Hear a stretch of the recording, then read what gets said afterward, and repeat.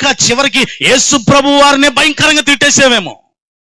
అన్నిటికీ క్షమాపణ ఉంది, కానీ బైబిల్ ప్రకారం ఒక్కదానికి క్షమాపణ లేదండి. ఏంటది? మత్తయి సువార్త 12వ అధ్యాయంలోకి వస్తారండి, 31వ వచనం చదువుతారా? మత్తయి సువార్త 12వ అధ్యాయము 31వ వచనంలో బైబిల్ చెప్తున్న మాట అందరూ జాగ్రత్తగా చదువుదామండి. 12:31 బైబిల్ చెప్తున్న మాట, కాబట్టి నేను మీతో చెప్పున్నదేమనగా, మనుష్యులు చేయి ప్రతి పాపమును దూషణయు వారికి క్షమించబడును గాని, అందరూ వినండి, ఆత్మ విషయమైన దూషణకు పాప క్షమాపణ లేదు. Note this point. అందరు దయతో ఈ మాట నాతో చెప్పండి. ఆత్మ విషయమైన దూషణకు పాప క్షమాపణ లేదు.